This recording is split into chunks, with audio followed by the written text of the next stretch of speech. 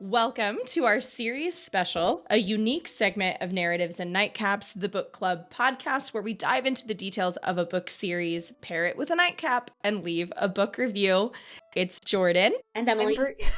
Shoot. I love it. We I, planned I, I was waiting for that. That was going what to happen. It was order. I like know. 3, 2, 1, all at once. And go. Bree, you go. Okay, I was pointing. I know you can't tell where I'm pointing, but I was pointing to you. I'm Bree. I'm Megan.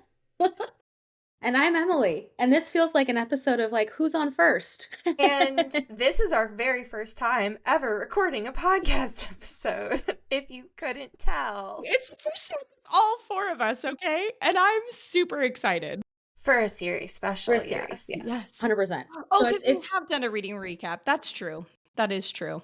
Yes. So I take full responsibility then. I am thrilled to be back, but I'm the one that threw the monkey wrench in that whole intro. You guys would have had it flawlessly. I mean, And so I'm working on it. I'm getting back in the swing. oh my gosh. We are so happy you're back. Yeah. No, we are Thrilled to so be back. glad to have you back. Oh my gosh. And I cannot wait to discuss this book with you ladies. I am super excited. Listener, we are bringing to you The Thursday Murder Club by Richard Osman. I will go ahead and get into our setup. Emily will get into our wine pairing. But first, I thought we would start with just some quick high lows. It's been a minute since we've heard from Emily. So, Emily, why don't we start with you? A high low since you last recorded. Sure. No, I think it's been a while, and no surprise I think to you guys here, but the high is I had my son. So he's born. He's here, which is a pretty big high. And it's been fantastic. I've got 2 little ones though, so any other listeners that have 2 littles or even 1 little or 3 or 4, you know that life's been crazy for the last little bit. But it's been overall a high for sure. I think the low is unfortunately because I do have an older little one that's in daycare. We have all been sick for the last like 7 weeks, myself included. So I feel like I'm finally coming up for air. So that low we can leave in the past, and we're moving on. I feel that. I'm glad that you're feeling better and that you're here with us. All right, Bree, how about a high low for you? Let's see. Sorry, this shouldn't be that hard. I guess bad, right? uh, high is that my husband and I have like narrowed down where we're gonna be traveling this year, so we try to take like a big vacation Hey. every year. So Emily, we are gonna be coming to Washington. What? Um, Come on. I know, and we're pumped. So I need to reach out to you on the side so we can coordinate, Yes. and I Yes. can see you when we're Please. there. Yes. So we're working on that for like the end of August and early September. Super excited about that. We Nice. were literally talking about it earlier today because we are thrilled. So that's a definite high. I'm even though that's in the future, I'm really excited about that. Low is that it is already like insanely hot here and in the 90s and going to be absolutely brutal, but it is what it is. It's, one of the things about living here, but it is way hot. Like last weekend was so beautiful, and you just kind of knew that was like The it. last. You were Like, this is the last of it. And yeah, now it's been insanely hot. So I guess that's really a low for my dog because he does not like it. So there we I feel go. that. I feel that. On to you, Megan. Yes. Okay, so a high is, and I sent a picture to our group chat, but my husband has been working so dang hard on our powder room, and for it being such a small bathroom, it has been such a bitch to put back together. I'm So sure. like this weekend, he did all of the painting. He just got the light fixture in. He's been like finishing up all the trim. So we're like getting ready to put a vanity back in, and then I get to do all the fun like decor stuff. So that's been awesome because we've been without a main floor bathroom for a little while, and we've like awkwardly like had to decline people from like, oh, sorry, you can't come into my house because I don't have a bathroom. So whatever. It's a good way to avoid people, I guess, in some ways. Um, And then a low, I'm trying to think. I mean, it's probably good that I don't really have like a major low, so that's Mine was the good. weather, so The weather, There you yeah, I go. mean, Yeah. that is a low for Florida. For here, it's fine. It's been great. I guess I don't really have one that I can think of. So No, no low that's for That's me a over here. that's great. I think that's awesome. I love that. I love that. Okay. A high low on my end. I am gonna also talk about the weather. As far as Arizona's concerned, it's been actually a really nice April. I'm not gonna lie. So I'm gonna count that as a high. We had like one triple digit day. Today it's sunny and 75, so that's really cool. it's When we're done beautiful. recording, I'm going to do my best to soak up as much of it and go for a walk as Right. I can. Do it. So I'm counting that as a high for sure. And then low, just general anxiety and stress over moving, because that's never fun or easy to deal with, but it's a temporary thing, right? And then once you're settled, you're settled. So I would say that that's my low.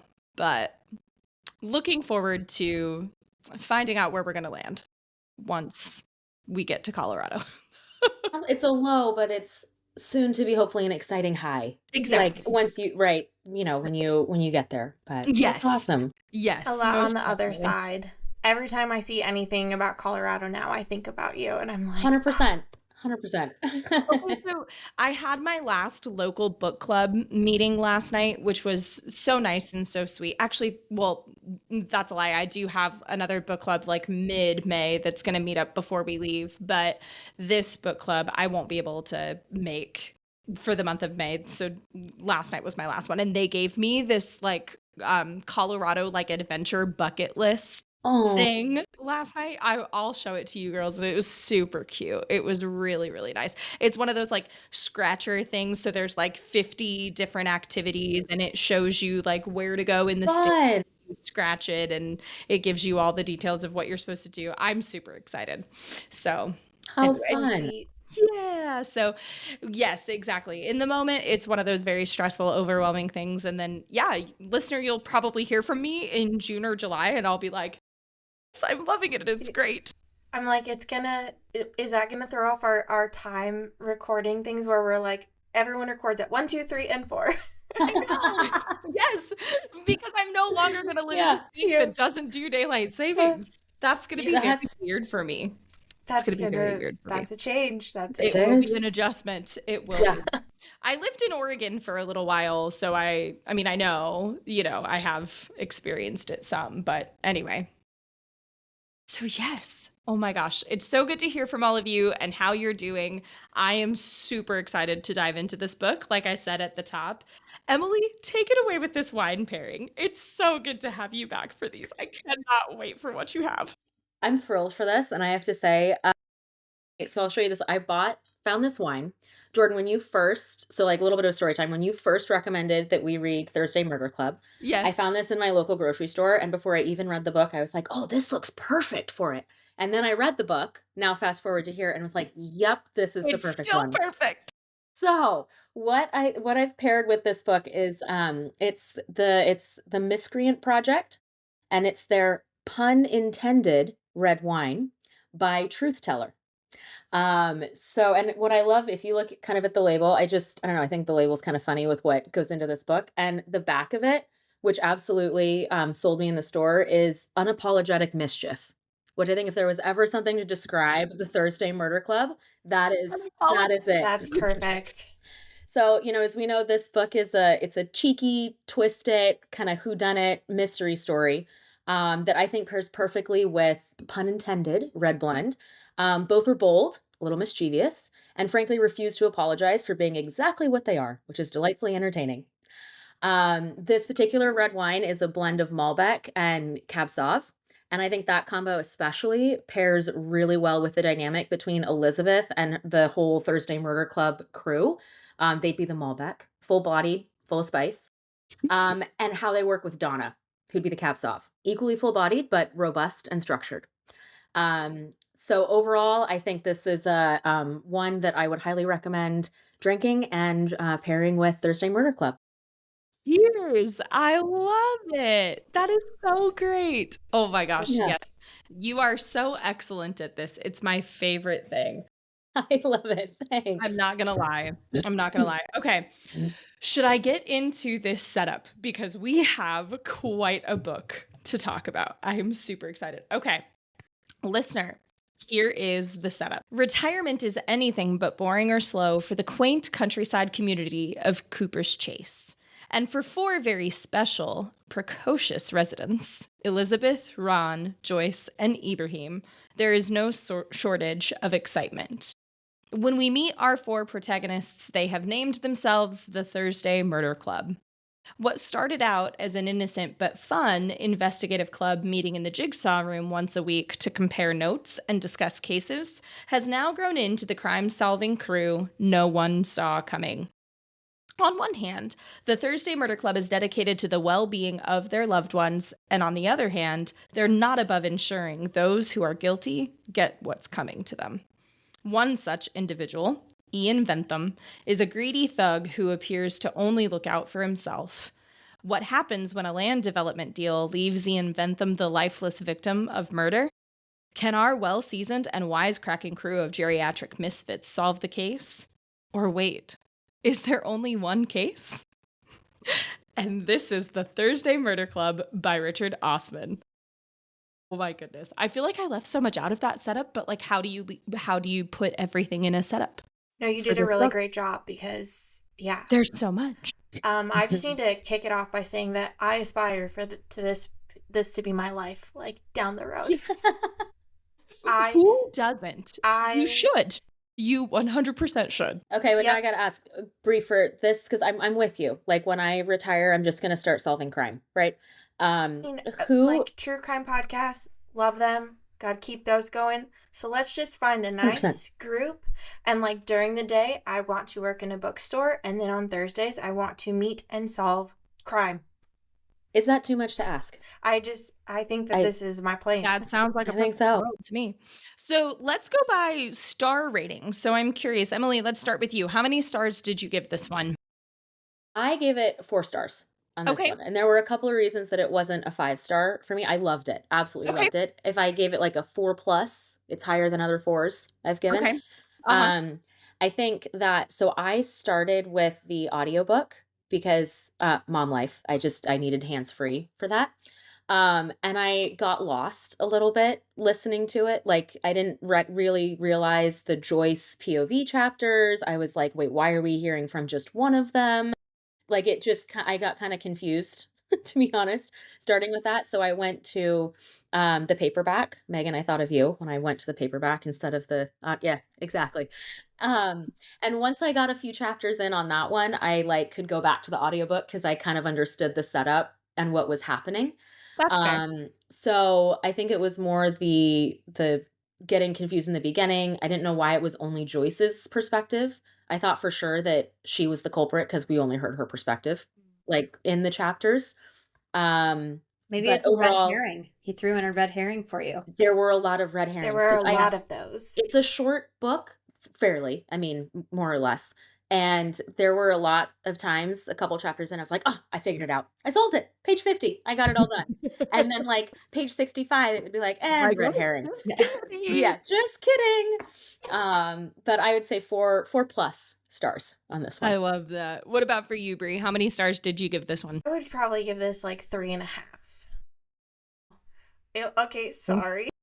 No? No, No. Why are So, you sorry? Oh. No. So, okay. Overall, like I thought it was like an enjoyable and entertaining read for sure. I think the characters obviously absolutely make this. Like they've just got these super fun, quirky personalities. And like I said, I want this to be my life. Like, I mean, it doesn't even have to be down the road. It can be sooner. I'm good with that. But I struggled a bit with like the pacing of the story. So Okay. like each time I would get really hooked and excited about where it was going, I would then kind of hit this like lull where I was like, wait, now I'm confused with like what happened with the direction we were going. Um And I will say, I love the premise of the story, but the actual like murder mystery part itself sort of took a back seat, in my opinion. And I don't know. And I think that I was kind of going into it thinking that that would be like the forefront of the story. So maybe it was more expectations that I like had that then impacted my rating of it. But overall, like it's a very enjoyable, entertaining read, and I think that this is going to just translate so well to film. Like Same. dare Yes. dare I say that like the film has potential to be better than the book. Like I don't want to put that out, but Wow. I just feel like it's going to translate so well to a film adaptation. And then obviously we've all talked about the casting is like perfection. So So I have really high hopes for that. I love that bold statement, Brie, that the movie could be better than the book. I it's that's very that's a rare. stance. That's a It, I Very respect. rare. I just really feel like it has that potential just with the cast and with how like the points of view were written and everything. I just feel like it will adapt very strongly. Yeah. No, I agree. I totally agree. And yeah, that's a good opinion. We'll have to report back. I Um, know. I'm as the like I'm super excited. bold, but gonna put it out there. Go for it. What about Unapologetic mischief. there you go. What about for you, Megan? How many stars did you give this one? Okay, so if you look at my Goodreads, I don't give books stars ever. I just finish a book. I don't write reviews. I don't star anything. I just say that it No is rating. done. I'm done reading it. Check it off. So stars I feel like are kind of hard for me because I feel like I don't base how I feel and like a book on stars. So sorry. But No, that's fine. if I had to, I would say, yeah, I'm with Emily. I feel like this is a high 4 for me. I also agree with some of the statements that were made that there were definitely points where I was a little bit lost in the storyline. Mhm.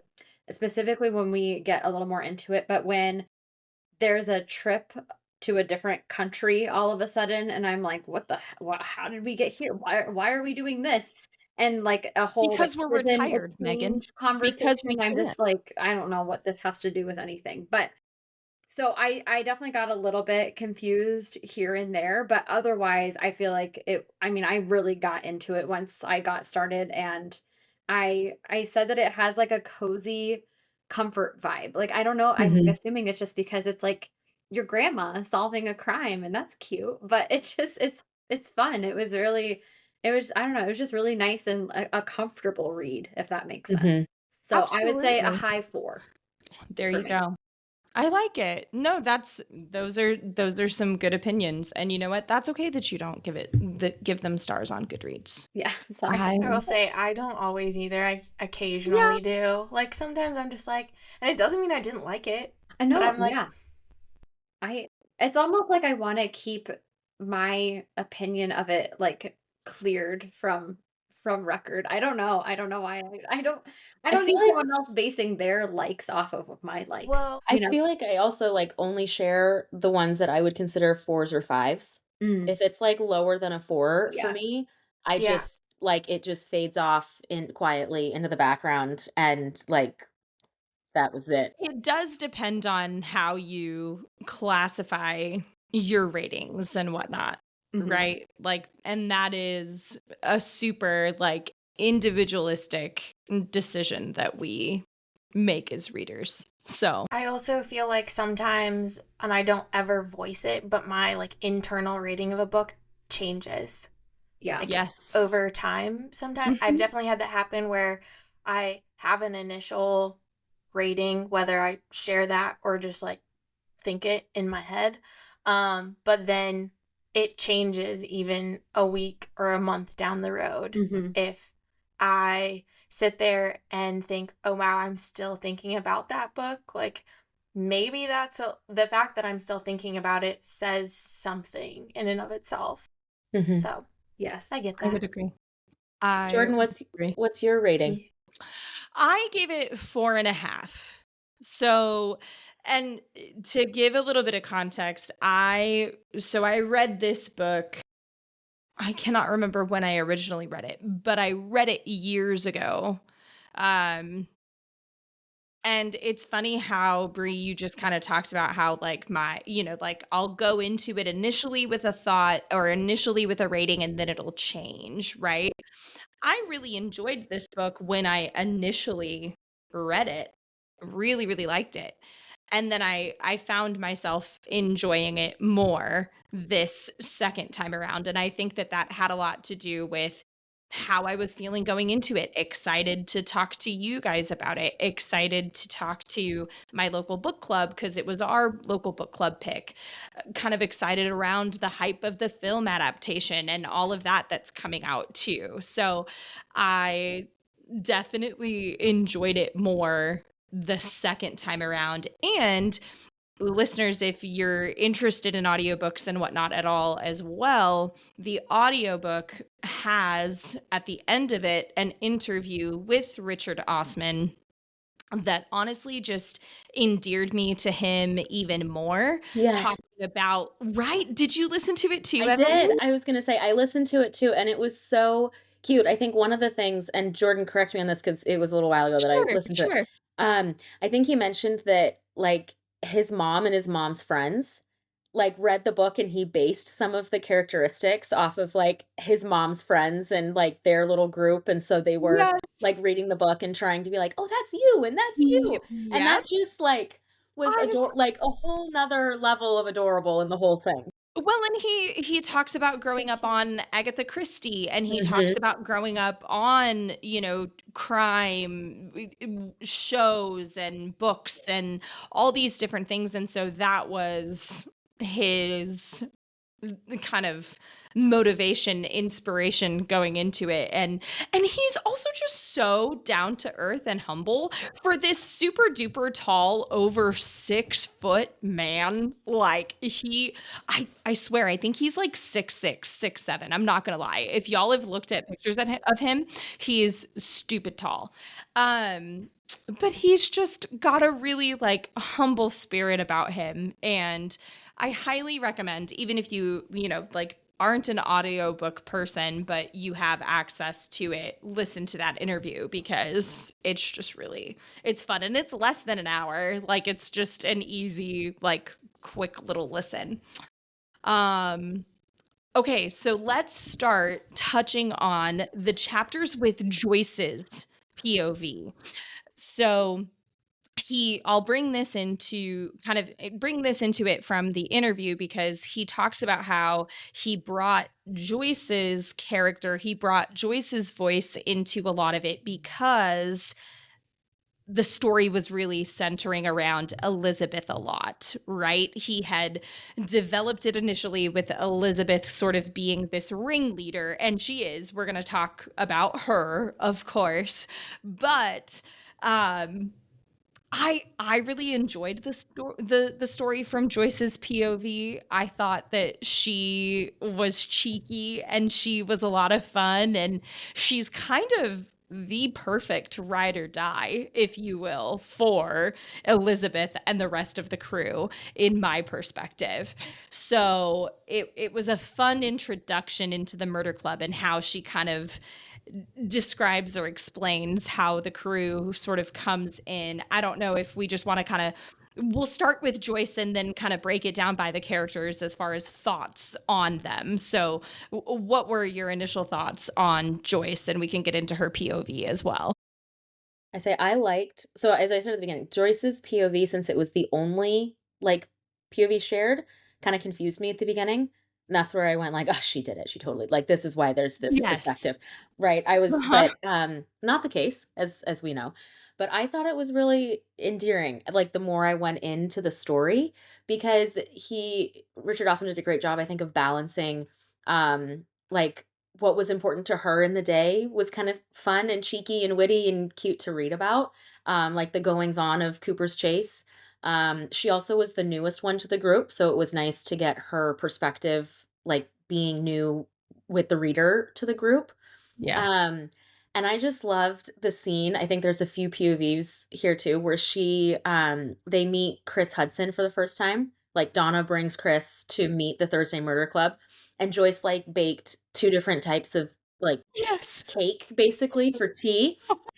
And so it like goes back and forth about like she made this cake and Chris is obviously being like drilled by Elizabeth. And then at the end of the chapter, I think in her perspective, she's like, "Oh yeah, I put like 2 cups of vodka in that cake," or something like that. Yep, It yep. was she just was really endearing in that respect. She was very endearing. I loved her. Thought she was so cute. No, I agree. I will say that similarly, like at first, I was kind of like, what is happening? Like, I'm like, who is this woman? And was a little bit confused to start. And I don't know if it was in the exact same spot, but it did cross my mind at one point that I was like, she did it.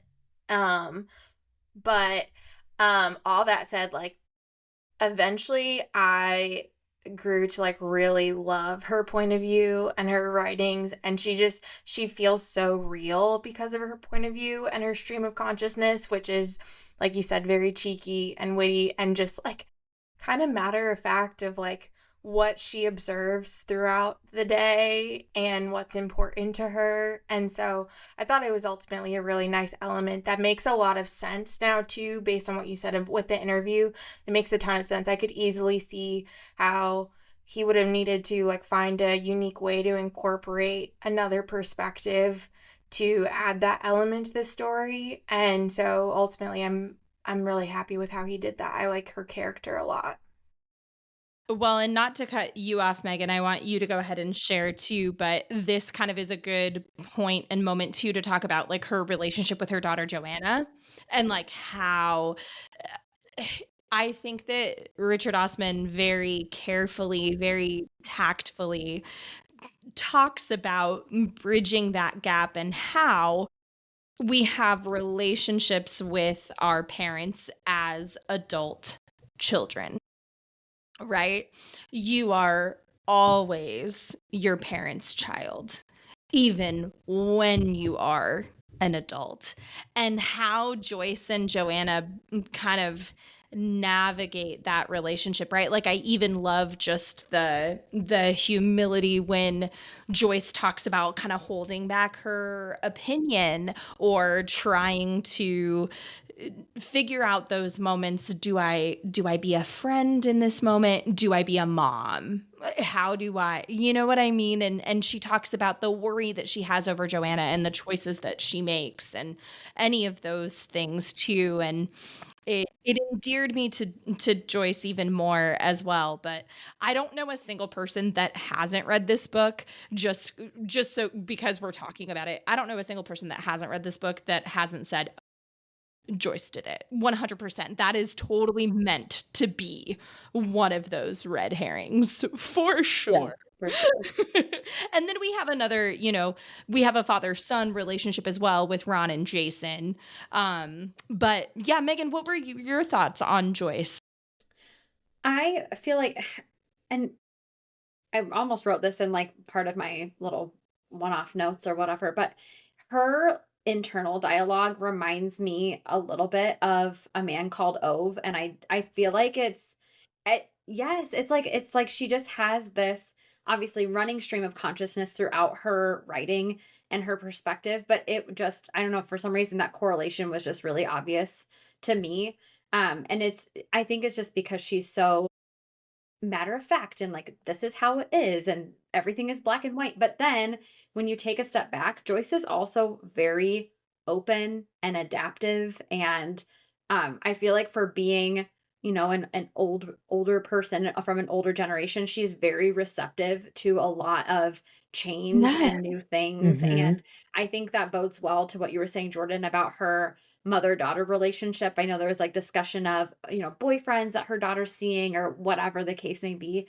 And just the fact that she's so open to, well, I think that's just how things are right now. And I'm just going to be a mom and just accept that and stand by. And I know that my daughter, because I raised her the way I raised her, is going to see that as well. And I Mhm. thought that was Mhm. really nice to see, even though she is very matter of fact and she has these friends and, she is that voice in the crowd, she's also very receptive to a lot of different opportunities that come her way. No, that was really well put. I would agree with that 100%. I like that a lot. I think it was cute too going the other way because at the end of the book, excuse me, Joanna, I think well, it's in Joyce's POV, but we hear that Joanna talked to Joyce and was like, the Thursday Murder Club put a smile back on her mom's face and like Yeah. brought her back to life. I'm using air quotes kind of on that, but gave her a renewed sense of purpose. And I thought that was really sweet, kind of going the other way in the relationship, right? From daughter to or adult daughter to mom. And then Mhm. when Joanna's company bought Cooper's Chase and, like, the whole situation, right, to, like, make sure that everything went Yeah. forward, that was just, I thought, a really nice little bow on top of the whole It was a thing. great touch. It was Yeah. absolutely a great touch. I And I agree. think it's fun because there were a few other points too where, like, the Jason Ron, the father-son, kinda same thing, right? Where Jason had a few things that, like, he's supporting his dad, Ron with the Thursday Murder Club, and thought it was a good I just thought it was heartwarming to see it that way too. No.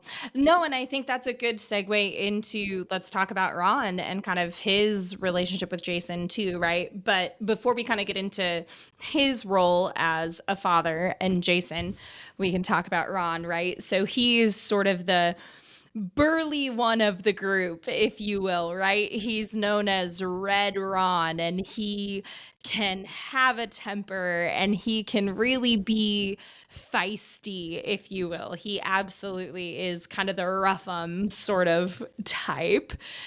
I'm super curious how Pierce Brosnan's gonna pull this off. I believe in him. I know that he can and that he's going to. But 100%. I'm like super I'm like so like on the just edge of my seat to figure out how he's going to do that. Um but I I don't know. I at least for me, I didn't really know what to make of him at first as I was getting to know him as the character. He seemed to me the one of the 4 because they're like, whenever you're talking about a group of friends, right? Like, there's always got to be the one that stirs up trouble. Not necessarily like drama, maybe drama, but like more so stirs up trouble. And Ron seemed like he was that in my opinion. So Almost in the which one Ron of Weasley us type. 4 is that? Who's Confrontational that? one. I'm just kidding. It's not me. I hate confrontation. I avoid it like the plague, Yeah. 100%. So there's one in every 4 Too who funny. Too funny. I know. Realize I You set know that up. what? I feel like at the end of this, we should like assign ourselves which character we think we are. Or like, oh, we should like make a quiz. And then it'll tell you. That would be really funny. Would be great. I would love that. I would love that. Oh my gosh. No, but you do see Ron's love for his son. You see Ron's love for his community, right? And this is where, so listener, we'll talk for a second just about Ian Ventham. And he's this landowner, this developer. He wants essentially to expand upon the land at Cooper's Chase and do a ton of these things. I mean, it's like chapter 5, chapter 6 or whatever. I I wrote down in my notes, I was like, it's like a town hall or HOA meeting from hell. Like, Oh my. it was As someone hysterical. who I have has to this attend those meetings, like, it's so triggering. And I feel like this also came up when we talked about A Man Called Ove, Megan, because I feel like HOAs and things were like That was like topic of that was a big it, part of the book. it's so triggering. Right. It is so triggering. So sorry. I I did Oh not. no. It's in a comical way. Okay. But like in a everything. But I'd never been booed before. I have at your freaking wedding. And it's the worst. Did you give a really bad speech, Megan? What did you do? Why I were you booed? I ended my speech saying that Bree and Jared needed to move back to Iowa, and I was promptly booed by all of the Floridians there. And then I just went and sat down and drank my wine. Megan coming in strong with the Red Ron energy. I love Maybe it. I am confrontational. I would say maybe So- you are. That's what I mean. Calling it Megan's Ron. That's fine. That's fine. Own it. I love it. Because I have to say, I loved, like, attending HOA meetings and town hall meetings, triggering for sure, I'm with you, like, Bree They're the and Megan worst. on the worst, but I will say, I would love to have been a fly on the wall, like, with watching 100%. Ron and Ian Bentham go at it, and that is one of the scenes in the movie that I am most excited to see Pierce Brosnan, like, go for, because I think as someone in the audience, if you're not, the one leading the town hall or the meeting, and you're not the one that's being Ron, I think it's hugely entertaining. Oh Yes. yeah, My 2 cents. it is Agree. definitely entertaining. So all that, also another story. So like we're this HOA meeting that I was at, like we're sitting there and this one guy, he had so many things to say, but he like stood up at one point and this man is wearing a long sleeve button down shirt with sweatpants. Hell And yeah. I was just like, Yes. you, sir, have I'm just in. reached that point in life. And you were like, you know what? I'm all business up top, Yeah. but like, I've been here a minute. So it's comfy on the bottom. And I'm going to tell you what That's I that think. COVID 2020 look Yeah. right there. He was That like, is right there. I'm going to tell you what I think about the irrigation in this community. And I was like, yes, cross my legs. Let's By talk all about means. it. Here we go. Go. Go. Okay. I'm sat. That's amazing. Megan, just What is it? picturing I this. forgot that you got booed. Yeah. No, I didn't. I did not forget that. I did. Megan said no. Megan did not forget that. Oh, No, it's one of those now we feelings you both don't had ever it. really want to have, and sometimes it just pops up in my dreams every now and then. No. Uh, It's okay. okay.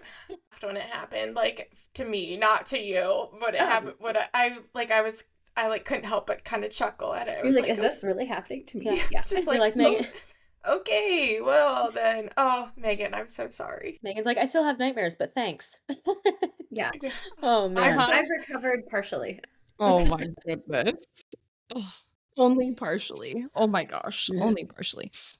Um, okay. Well, we're gonna get into Jason and like his connection to Ian Bentham in a little bit too, because Jason being Ron's son, and then we see that parent-child dynamic too. Before we dive into that, we'll talk about Ibrahim and Elizabeth. So Ibrahim being kind of I don't know if I want to call him like the brains behind the operation or anything like that, but he's totally the one who, not the brains to the operation, but the access to the resources, right? He's the intel behind a lot of it and has all of this knowledge to contribute. There were times I felt like he might have been a little uppity, if you will, like kind of, like arrogant, like I know all of these things. And then, but at the same time, so genuinely wanting to share his wisdom and his knowledge with everyone. Um, yeah, he striked me as the type that of the four of them, I would want in a crisis because I know, okay, he knows where to go to get ABC, XYZ. Mhm. I don't know. That was I my I hope. that sorry, Emily. I No, felt no, that go ahead. he was I don't know like the most politically correct way to say this. I feel like please. he is, I'm just gonna say, high functioning, where like Yes. Yes. everything, I don't think that he fully understands like sarcasm and um a humor at times. Like everything is very matter of fact, everything is very rigid, everything is very structured, which is why he was a great psychiatrist, was his job before Yes. he retired. But I just feel like there were times that it might have come across as being uppity or like, I know more than you, but I think that it's genuinely because he didn't understand. Maybe there was like a relationship disconnect there where like he's just like, well, these, I just have the facts. That's all I have. And they're looking for like, there's a nicer way you could say that. Or there's like, there put a little humor to it. And he's just not that guy. if that makes sense. No, that's a really genuine read on him, and I had not even clocked the whole high functioning thing, but now that you're saying that, absolutely, that tracks. What were you gonna say, Emily? I would say I think of the 4, Ibrahim is the one that I felt like I walked away from the book knowing the least about. Mhm. Like, Yes. I feel like I knew Joyce, like, ins and out because of her POV. Elizabeth, we'll talk about, love her, but, like, no questions there, or lots of questions, but anyway. And Ron also was, like, very prominent, and Ibrahim, I just felt like I didn't get a lot, and so I really hope in book 2, there's Mm. more of him in it because I felt like he wasn't silent, but of the 4, the more quiet one in this story, and I just feel like there's a whole lot more there that I hope is explored in book 2 and 3. No, that's I think that that's well put too, and to your point, Megan, like, yeah. He didn't have time for the humor or the sarcasm, right? He didn't have time for the it all of it was n and it's not even necessarily because it was beneath him, but if he is somewhere on the spectrum or if he is high functioning, right? Like, uh, I know for me with Turner syndrome, right? It's a nonverbal learning disability. There are areas on the spectrum sometimes that I can fall, and a lot of times picking up on cues, right? Or understanding facial expressions. I work really hard to read the room, to understand my audience. And Ibrahim strikes me as this type that like just gets so excited about the information that he has to Mhm. share and he gets so comfortable with Joyce, Elizabeth and Ron because of how well he knows them too that like he can just be himself if that makes sense. And so I really appreciate that you brought that because I had not even thought about him that way. And I And don't mean it in, like, an I hope it no, I not at it's not all. negative, like, that No. was just Not my at all. have you guys read Eleanor Oliphant is Completely Fine? Oh my gosh. Like, for Yes. me, her and Ibrahim are on the same Mhm. spectrum, if you will. Megan, you're blowing my mind right now. I'm just grabbing books and putting them together. Man called Ove over here. Yes, Eleanor Font over yes. here. I love it. All right. So, our main girl, Elizabeth, let's talk about her for a second. The ringleader, the ultimate, the one who knows what's happening at all times and is not necessarily controlling, right? But I left the book and I believe the first time that I read this, not just with the reread, but the first time too, I left the book going, she she was 1 to 2 steps ahead every single time. Yes, I'm going to pull in another book that is totally out of left field that Megan hasn't read. Um, Totally out of left. To me, sorry, this is a stretch, but I don't even care. I'm going to say it because I actually thought, like, Elizabeth to me was Aelin, but in a realistic setting, just like Yeah. totally ahead of everybody, could see the signs coming way down the road, and was very intentional in like what she said, and you could just tell that she was like plotting or knew more. And Yes. then when she would bring everybody up to speed, I was like, this woman is Aelin, but just the more mature version and in a realistic setting. And Wait, can that we just talk about how they both did it with grace and patience? Yes. Because So, not well, maybe Elizabeth even had a bit more patience than Aelin because yes. not once did I ever feel like Elizabeth lost her ish. Not once did I ever feel like she lost her patience. She had so much compassion as well for what was going on. And yet at the same time, here's the other crazy thing about it, listener, and I don't know that we're going to touch on it too much. We will a little bit, but let's talk about her husband Stephen for a second and his declining health with dementia. Is it dementia or Alzheimer's? Do we know? I can't remember. I feel like dementia was mentioned, and I only clocked that because my grandma has it, so I think that's where I We'll go but with I that. feel like they're, like, similar paths. Yes. So with where her husband's at, right? And she has this wonderful monologue at the end to Penny, Penny being one of the original members of the Thursday Murder Club, who also is passing away in the process of dying, blah, blah, blah. We'll get to her as well in a moment, but she shares how she feels like Stephen is slipping away, she's losing control, all of these things. And it's just so incredible how a main character, a protagonist like this can express those feelings, have those emotions, right? But she's not skipping a beat at all. I do I'm with you, Jordan. I think there was one scene though, and maybe I'm mishearing it, that stood out to me as the one, like, crack in Elizabeth's armor. I don't wanna call it a crack, but, like, Do the it. one Yeah, moment what when is it? she, like, lost her ish was when towards the end, when Bogdan and Stephen are playing chess, right? And he's, like, basically confessing to the murder, like, over chess, right? And she walks in, she knows this because she's retired Aelin, basically. She is Um I love it. I love it. in So you blew England. you blew my mind with Megan's that. like, It's "What so are we true. talking Yeah, about?" Yeah, Megan's So like, true. smiling and nodding and just saying, "Yeah." No, 100%. That was so spot on, blew my Bree. mind. Like, you nailed it. Yeah, see, there you go.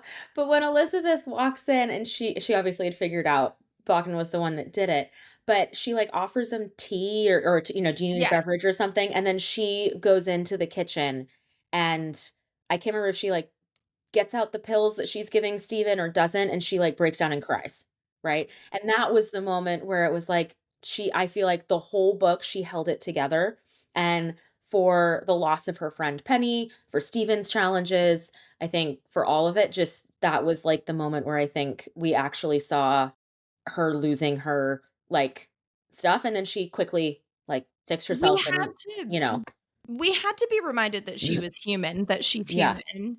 So I do appreciate you touching on that, and I would agree. I cannot wait to talk about Bogdan. We're gonna get into Bogdan here in a few minutes. But okay, so yes, we've broken down all four of our protagonists. I think a good transition here now is to kind of talk about Ian Ventham because everything sort of stems around him, right? So we have Ian Ventham, Jason, Ron's son, and then Bobby, right? And they all kind of ran in the same circles. They basically were in like a drug ring. They did a ton of different things together. Ian and Bobby, it seemed like were more deeply embedded in things. And then there was a lot of discrepancy or kind of an argument between how much. Oh, timeout. I think it's Tony, Tony is the one that works for Ian and that he kills. but he was in the ring with them, He was unless in the ring I with Ian misinterpreted that. after Bobby and Jason were out. I need red string and photos on a wall. I know, 'cause Right. now I feel like I don't know if Ian was in that from what I read and understood.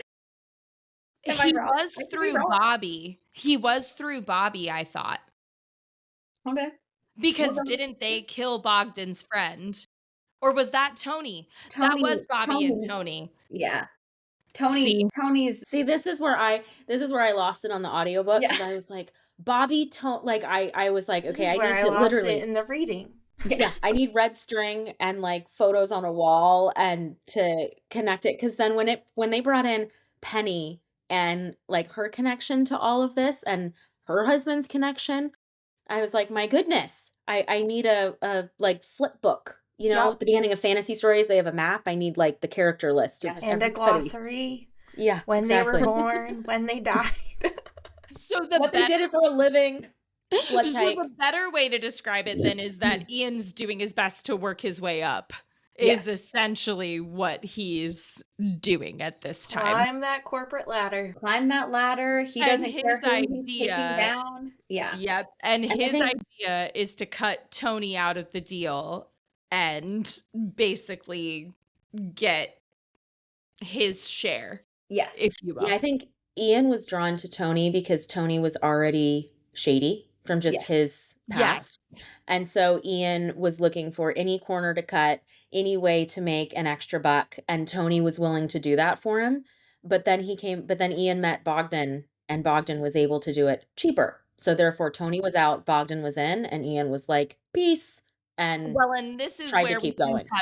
this is where we can touch briefly on the Playfairs too, Karen and her dad, Gordon, because you wanna talk about Ian knowing how to, like, play all of the strings and whatnot. I kinda thought that was a little gross, to be honest. I was like, "Ugh, okay." I think So it spoke to his character. Like, I honestly wasn't surprised when they introduced those characters because we knew enough about Ian at that point. I was like, "Of course he's gonna go for whatever angle." Like, there's no, how's it, moral line in the sand Mhm. for Ian, right? It was just whatever he can do to get what he wants and make the most money out of it is what he's gonna do. Yep. Yeah. Which, And I like, I think mean, it he's yeah. willing to literally dig up graves to get Mhm. to where he needs to be. Like, that's Ian disgusting. wasn't willing to dig up the graves. He Ian? made Bogdan do it for him. Well, yeah, yeah, Ian won't get his hands dirty, but, Right. like, that's how far his moral compass has strayed, where Yes. he is willing to literally unearth skeletons in order to build his next big thing, which Mhm. I just on a protected or, like, a sanctuary kind of area of development, which is just insane. It was pretty wild. Um, okay, so keep trying to get myself back on track then, because yes, there are lots of moving parts to all of this. But so Tony's death towards the beginning, that's where we're gonna bring in Chris and Donna for a second. So Chris and Donna being PCs or police, come and investigate. What did we kind of think of them? Because I thought that their dynamic was really great, but I want to hear your thoughts. I'll Okay, start. I'm saying, don't everybody speak at once. I'll start. Okay, so, and sorry, and I'm gonna kind of jump to the end-ish with my Do it. thoughts because that's also like totally changed my perspective of them. So initially, like, I really liked them and I love their dynamic with the Thursday Murder Club. I thought it was very funny at times. Kind of, and I saw you put it in your notes too, like, kind of shipped the two of them. But I was all sorts of confused and thrown off in the end when he was like attracted to her mom. Same.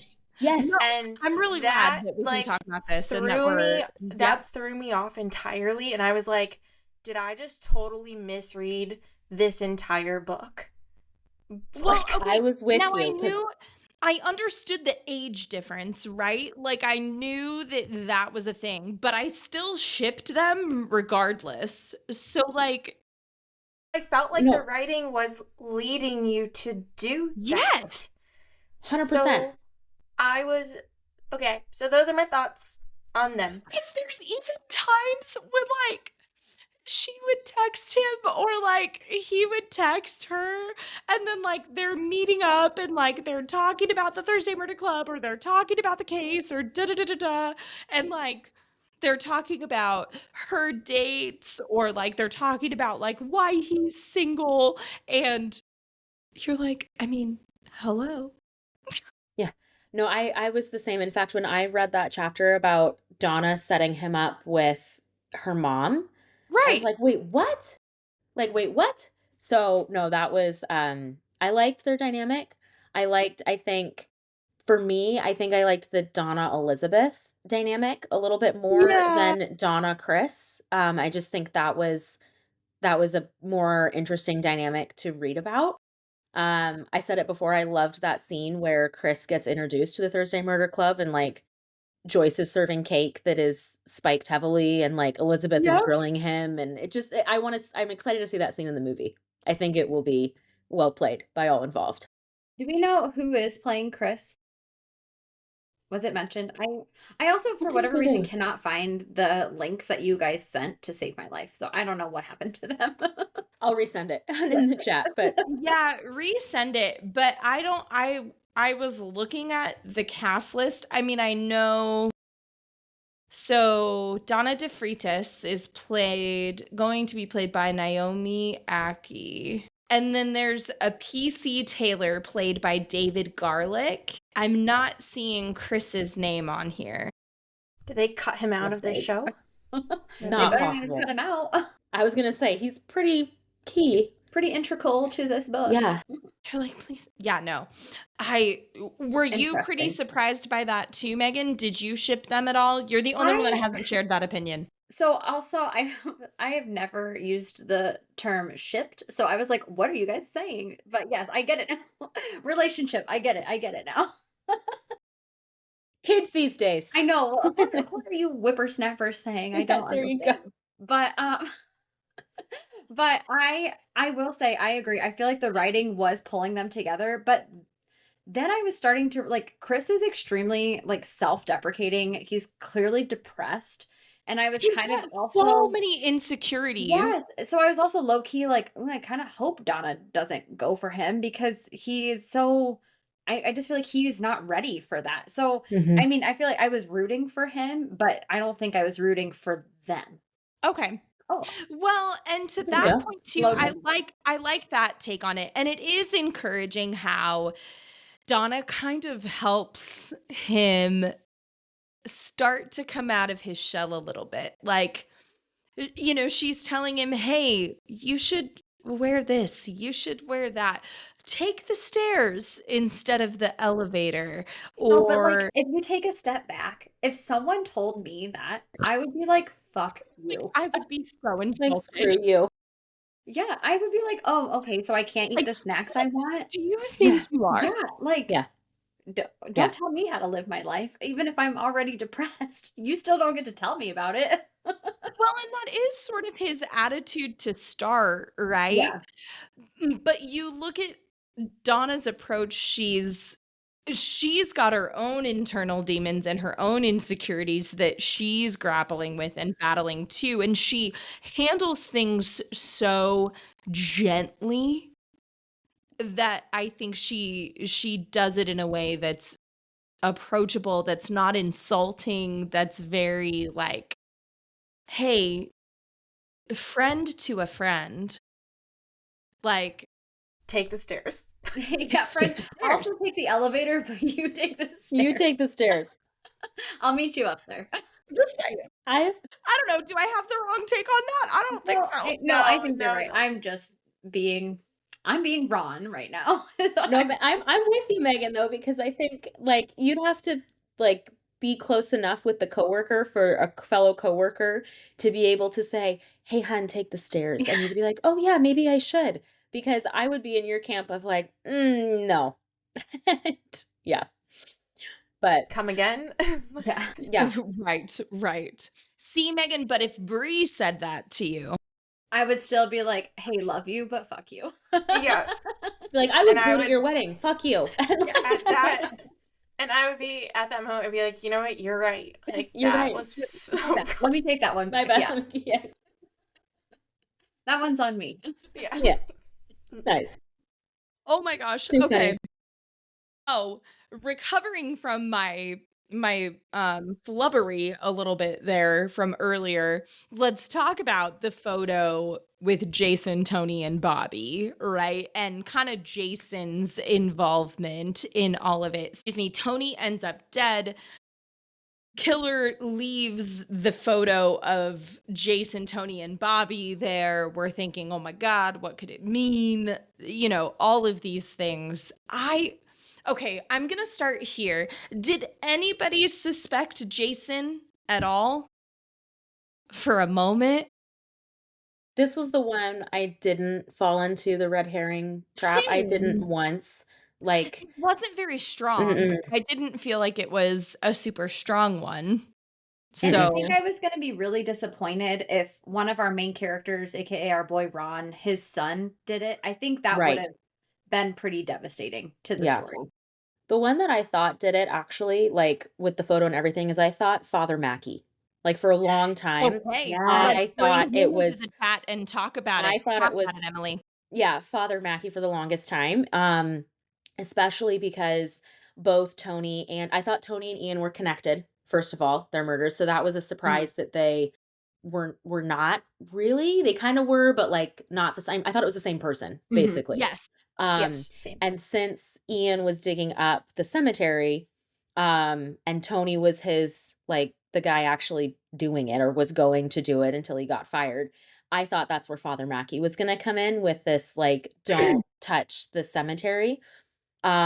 What shocked me was why Father Mackey didn't want the cemetery getting touched. That was, like, the one point in this book where I, like, shed a tear, honestly.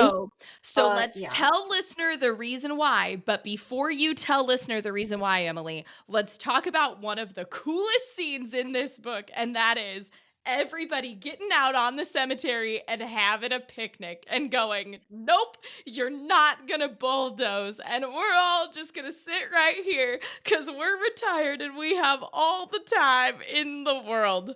I It really was great. liked it. I loved it. It was great, and that was because they set up that scene where, like, right before then, Osmond was wrote that, Father Mackey, like, got dressed and was gonna have to do what he had to do, and I was like, "You, right there." Killed him. Damn. But, yeah, but No, so tell us a little bit about Father Mackey's background. so, yeah, I'll go quick because I know we're coming up on our time, but, no, Father Mackey, I was, first of all, totally wrong, he didn't do it, surprise, but he had been the priest at, it wasn't Cooper's Chase, whatever the name of the, church Shoot. was, and I'm sorry I'm blanking on it, but pre-Cooper's Chase, he was the priest there for a while, and when he was in his early 20s and he fell in love with a nun that was there, and she fell in love with him, and her name was Maggie. Maggie, Margaret, Maggie. mhm. And they had a very sweet love story, though, against church rules relationship, and Maggie ended up getting pregnant and was devastated and ended up committing suicide. And so trigger warning for just listeners. I think, Megan, you may have put this in some of your notes I about did. just, like, There's a the lot of the suicide. there's a lot of talk about it. Trigger warning just in that. There's obviously murder, it's in the title. Um, Which is also very similar to a man called Ove, in that it's like It's this, all coming it's this, well, it's so, you have this like juxtaposition of these like quirky characters and this kind of like lighthearted dialogue and interaction with a lot of tragedy and very, very sad events. Yes. yeah. Yes. And it was extra tragic. I mean, not that it wasn't already tragic, but extra tragic because when Father Mackey's telling this story to the Thursday Murder Club, it made it sound like he was, like, literally 10 minutes too late, kinda thing. Like, it was, like, Mm. really, awful.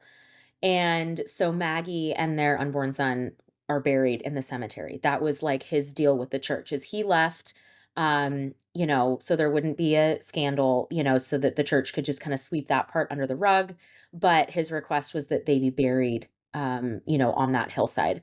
And so the minute that the head nun, right, that knew, the only other person that knew passed, he immediately transferred back so that he could be near Maggie, and their son, and he, like, in his head named him Patrick, and so it was super sweet at the end of the story Yeah. when they redid the headstone that said Maggie or Margaret and Patrick, and that was Mm. just like, I thought halfway through that Father Mackey was the one who did it, and then when that whole part came out, that was the only part I completely lost it in the book. Well, and I thought too, like, his whole interrogation, when we find out that he's actually not even really a priest, that's when I was like, "Oh, he for sure did Sure it. did it. He for Yeah. Yeah. sure did No, it." that was 'Cause such an he's, like, lying excellent about red everything. herring too. Yes. Agreed, agreed. You're like, "Gosh, dang." Like, I thought that was a really big scene when they kind of unraveled his whole timeline, and then to hear it from, obviously, the His reality of what happened and his sad, truthful perspective, but I was just like, the fact that they pulled out, like, "And you're not even a priest," and I was like, "Oh my gosh, they You're like, got him." "You!" Yeah. But it was sad. It was sad. I do wanna ask because I think too, I know we're coming up on time, but Father that scene was super poignant, tragic, and super Yes. sad. What did you guys think about the last scene when Elizabeth and her crew confronts Penny? Well, Penny's, not, talking. Responsive. Yeah, Mhm. but in that her Penny's room with Penny's husband, I'm blanking on his name, John. John, and that whole story. Yes. So that's a good I wanted to touch on Bernard as well a Yes. little bit. So we'll get to him after getting to what you talked about. That was also a story like, this book is just full of so many twists and turns that it's like, you can flop around with it just as easily as I did when as I started talking about it, and I'm like, "Wait, what's going on?" So listener, for context, at the beginning toward the beginning, we hear about this crime that happened. Penny used to be a part of the police force. She was a member of the police force, and she started the Thursday Murder Club before she kind of entered into declining health with Elizabeth. And we come to find she had been investigating this crime, or she had been responding to a crime that was a domestic violence, if I'm not mistaken, Mhm. right? And it resulted in both parties dying. The woman, oh my gosh, what was Well, her I name? think the woman, because this was the one where, it went unsolved in the Yes. sense that it was classified as a burglary, and the burglar unknown burglar killed the girlfriend.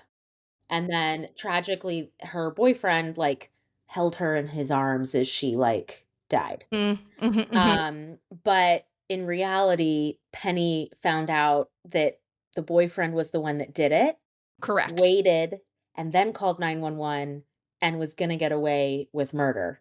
Yes. And Penny was like, "Not on my watch, bucko." Right. Right? Right. I'm sure it was just So like that. Yes. Even and playing bucko. No. No. Not you, bucko. and listener, this is when, why, where, how we find out that Penny's husband, John, confessed to killing Ian, because if Ian had gone on with his land development, whatnot, whatever, it would have uncovered all of these things and kind of unraveled this quote unquote you say unsolved but essentially conclusive, what the police force considered conclusive, and it would have opened up this can of worms to then investigate Penny, right, and They then would have kind of found the ruin her boyfriend. reputation. Yeah. Exactly. And John ends up killing himself after Penny, well, so I mean, Penny was already kind of unresponsive, all of these things. Oh, Annie is her name. I'm looking back at my notes. Yes. So Annie was the abused girlfriend, stabbed, left for dead. Didn't really up until this point, close to the end of the book, like, we had no idea that it would have been Penny in this role that ultimately took care of the boyfriend, right? That, like, ended all of this. So it was a direction I mean, I appreciated the twist personally, because it was not one that I saw coming. I didn't see it coming, and I it was the second scene after, something that might have happened first, where we see another human side of Elizabeth. Correct. Because her, like, monologue or dialogue to Penny, right? When, she knows that John has slipped something to Penny, so she's gonna pass soon. Mhm. Obviously, he's going to be found in the morning, not alive. And her, words of, "Well, sweet friend, basically, you did get away with murder," was just a I don't know, there were a lot of thoughts there. It was a really poignant conversation, a really poignant goodbye between 2 friends, and I thought it was well written in that Agreed. and didn't see it coming completely. I fell for Agree. every red herring, pretty Yes. much everything. But really though, I mean, I don't know, Bree, Megan, do you have anything to add on to that maybe before we talk a little bit about Bernard and kind of his weird side story? I mean, not too, Emily, I thought that was really well said. Like, I thought it was kind of one of those, like, one last twists, and I appreciated that it was there. It's definitely a very moving scene, just overall, with all that is sort of revealed in the way that it's done. So, like, I don't know that saying that I liked it is doesn't seem to do it justice because it's just a really like moving point, but I appreciated having like one final element to the overall story. So, Yeah. Yeah, and then listener for context as we're kind of wrapping up too. I mean, I feel like he doesn't need a whole lot of time, but there's Bernard who we also kind of see as this like potential like love interest if you will of Joyce, which was like super weird and very interesting. Um I could have done without his storyline. I'll be completely honest, that's probably why it lost a half star for me. Um we learn obviously like his whole role in like defending the cemetery and everything is because obviously his wife is buried there and like he doesn't. I'm trying to remember if he I committed think any of the crimes. no, I'm with you though, Jordan. Like it was a sweet story and it was a sweet friendship. I don't know if I'd call it a relationship, but friendship between Joyce and Bernard. But Yeah, it added complexity to a story that I think was already complex enough with the multiple murders and agreed. background stuff. It gave more insight into Joyce and just her like open nature. But Bernard was, cute, not critical.